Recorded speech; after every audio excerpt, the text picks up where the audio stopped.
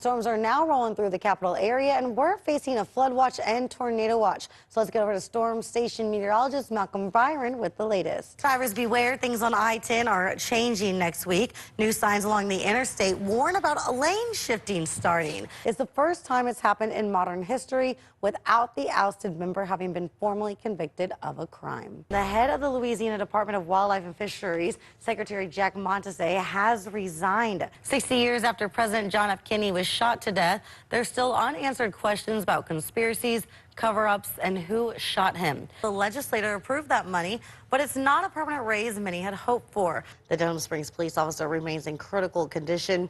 Kelly was shot while responding to a disturbance Thursday afternoon. Port Allen police are searching for 36-year-old Alexis Allen. She's pictured there on your screen. The two teens, a 16 and 17-year-old, were already booked into East Baton Rouge Parish Juvenile Detention for the armed robbery, which now upgraded to first-degree murder. Early voting allowed many to vote last week, but it also allowed officials to catch a problem. You can read more about the two candidates on our website, WBRZ.com. Well, whether you're going out to go vote, as the famous Mariah Carey says the day right after Halloween, it's time to prepare for Christmas, that is. Good morning, I'm Katie Easter. Now, I may have coincidentally wore red several times this week, but I'm in my purple today. LSU's entering tonight's matchup with one of the country's best offenses. The House is divided for this native Missourian. Good morning, I'm Katie Easter. In less than 2 hours, it's a Tiger versus Tiger matchup. LSU takes on Mizzou. So I'm no pitcher, that's why I took on this job. Are you ready, Keller? Katie Easter on the mound. All right, all right. LSU is looking to sweep the series in Game 3 today at 1 p.m. Well, leaving the world of sports now, and people are probably wondering it too, where do I get these besides stealing them from you today? It is almost a night and day difference out there from hours ago. You know, fog covered the capital city, and now heading into the rest of the weekend, we also may have a return of the cold. Here's meteorologist Balin Rogers. Balin, good morning. I guess we're re-thawing out that gumbo, huh? Oof, a cold front. Tiger Nation, today is the day. In just a few hours, Jaden Daniels could join Billy Cannon and Joe Burrow, becoming the third Tiger to get college football's most prestigious honor, the Heisman Trophy. Heading into tonight's ceremony, number 5 remains the favorite ahead of the other 3 finalists. That's Michael Penix Jr., Bo Nix, and Marvin Harrison Jr. The 2023 season was only Daniel's second campaign with the Tigers. He transferred to LSU in 2022 after 3 seasons at Arizona State. Sports 2's director Michael Cobble's in New York City for more on that gamble that paid off for both Daniels and LSU. As Michael just said, the Heisman Special will air this evening before the trophy ceremony. We'll be getting you ready for a ceremony with a look at all Jaden Daniels' accomplishments this year, alongside how his season compares to competitors and previous winners. The special's at 5 p.m. right here on WBRZ. Then at 7 p.m. is the Heisman Trophy ceremony. That's going to air on ESPN. Nearly a year after 2 Bruley teens were killed during a high-speed chase, a legislative task force is focusing on technology that could increase safety for people during nearby chases. News 2's Fallon Brown has more on digital siren.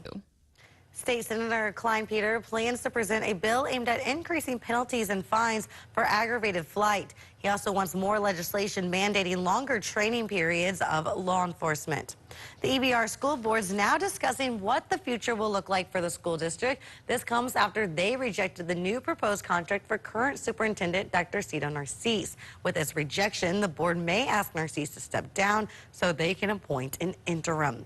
Board member Nathan Russ tells WBRZ there's no possibility that they're going to draw up a different contract and re-vote. By law, it cannot be brought back for at least 60 days. It's not to say that there aren't members of the board that might be interested in that. I know it's been mentioned. But look, the vote is what it was. The votes aren't going to change. This new superintendent is going to be the 4th to hold the position in as many years. In 2015, the region's largest school system brought on Warren Drake. He left 5 years later in 2020. Leslie Brown then took office. However, she resigned only 2 months later due to health concerns. Dr. Narcisse then took the position in early 2021. His current contract expires on June 30th, 2024. Well, the holiday season's in full swing, and later today, you can catch some local events to get into the festive spirit. At noon, you can catch the Gus Young Christmas Parade. It will begin at Winborn and Acadian. It will end on North Foster. This evening, you can catch the Santa Rocks the Row event at Perkins Row. There'll be photos with Santa, live music, face painting, and much more available. Musical acts performing tonight are the Cool Beans and the Baton Rouge Concert Band. The event runs from 5 to 8 p.m. and is free to attend.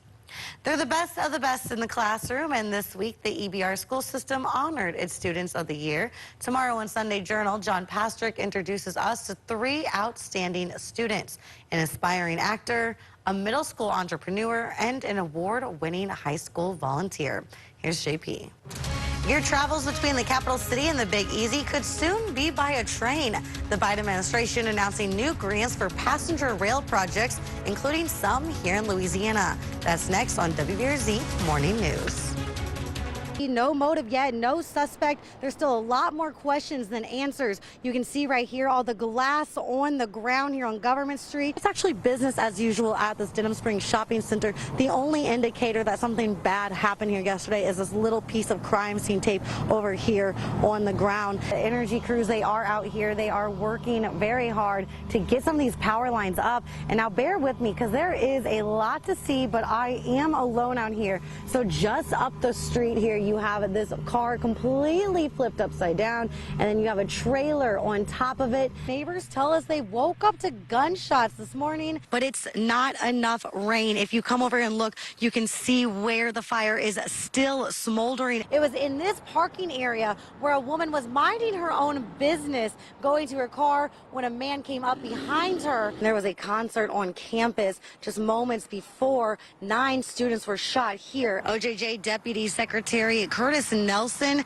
defended the West Feliciana facility. Definitely a very tough day. And as you had said, there were tons of officers out here, not only from BRPD, but of course the sheriff's office and even Iberville Parish. It may be hard for you all to see it, but the sidewalks inside Pelican Crossing subdivision have a little bit of a red tint to it. Families are out here gathering what little things that they can find in the rubble and what little things that they can take with them. It outlines required training, which one attorney tells me Hammond PD does not have. A leaked email from Peace Officer Standards and Training, known as POST, a state commission on law enforcement, says the Hammond Police Department does not have the certification required by state law to conduct internal investigations on officer-involved shootings. That was never done during the time that the Hammond Police Department was allegedly investigating the officer-involved shooting involving Landale Jackson. Attorney Darrell Washington says the department violated Act 418 when it began an internal investigation into what happened on July 15th. An officer related to the chief shot Lionel Jackson, who was unarmed, in his bed during the serving of a no-knock warrant. In the latest release, Hammond PD said they found 600 suspected fentanyl pills and accused Jackson of trying to hide them. The arrest report obtained by WBRZ has limited information. The chief should at least be suspended pending the investigation. There need to be some serious questions asked and answered. You know, if they were not certified, why were they handling this officer-involved shooting? I went to the police department to ask those questions, only to be told Chief Edwin Bergeron was not there. The police chief called me immediately after I left the department, and he told me he's unable to speak to media because he's not an elected official. He directed me over to City Hall to speak with a spokesperson. But that public information officer was out of the office too for personal reasons. The mayor also unavailable as he was on his way to Florida. A city council member tells me officers tried to go get their certifications on Tuesday. I've requested all documents pertaining to the certification through post. I also reached out to the city attorney. Sylvia? Morgan Furshey out on bond Wednesday after turning himself in on several charges, including third-degree rape. The Loranger 7th grade PE coach accused of grooming and raping a male student for years. Legally, she's raping a kid repeatedly. George R. Tucker, attorney for the 17-year-old victim, says people knew about the ongoing abuse but didn't speak up. The mother was informed by 2 teachers, yet no police involved. He says students, school staff, and a family member, Superintendent Melissa Stilley, knew of the alleged ongoing abuse, but an investigation did not start until the mother of the victim was directly approached in late September. months after the birth, with what at the time was a rumor. It becomes a rumor before it becomes a report. And we're talking about a kid. And the only reason it made it to be such a large rumor is as a black baby. School employees violating a state mandatory reporting law, making it illegal for any teacher or child caretaker to not report any suspected or confirmed abuse, including rape. I went to the school system to bring up this violation, but was directed to a statement released on Tuesday.